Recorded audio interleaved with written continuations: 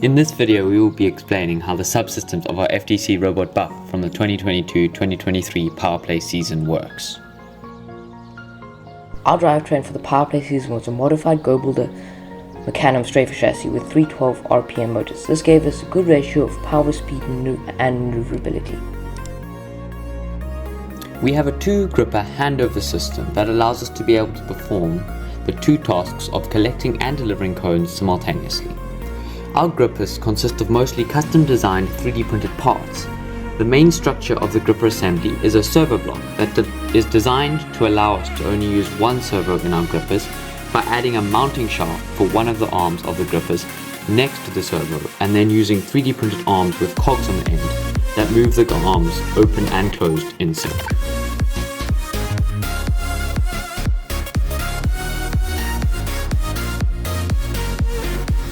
Our collection system uses generic 50cm draw slides that we bought from a local hardware store. We have since modified them to fit in the 45cm size constraints, while still getting the most extension possible. To drive the slides, we have a pulley system on both sides of the robot that enables us to power both slides with a single motor. We have used the custom rev gearbox to be able to run the motor at 1050 RPM to enable the perfect ratio of power and speed for collections. Our delivery slides are 2-stage Go Builder Viper slides with custom 3D printed spools to speed them up. The top pivot is mounted at the top in between the 2 sets of slides so that the horizontal adjustment servo can work without hitting the slides. Our delivery arm, or top pivot as we call it, is made very long, which lets us place on a medium pole without extending the slides at all.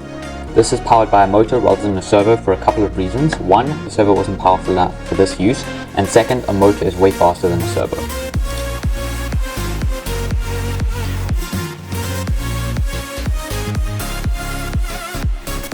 Our D-stacker implements a virtual forebar made from chain and extrusion. This houses our cone transfer intermediate, or nest, which is attached to the forebar in between the slides. This allows the gripper to place the cone in the nest regardless of the slide position or D-stacker height.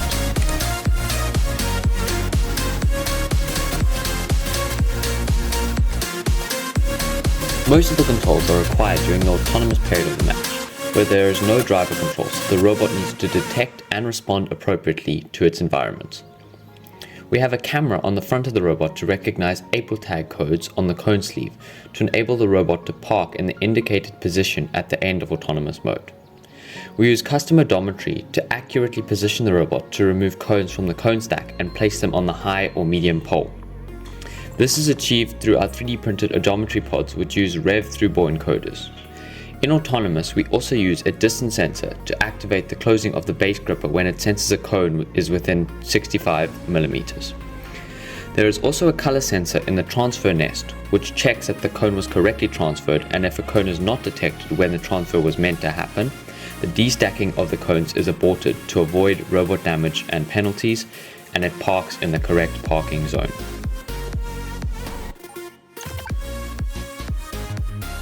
For driver mode, we have 2 cameras on the robot, which we use for color detection of different field elements to increase driver efficiency. We use a backward-facing camera to detect the nearest pole for quick and accurate alignment. We are also able to detect blue or red cones using our front-facing camera, which helps us align with them for quick cone collection.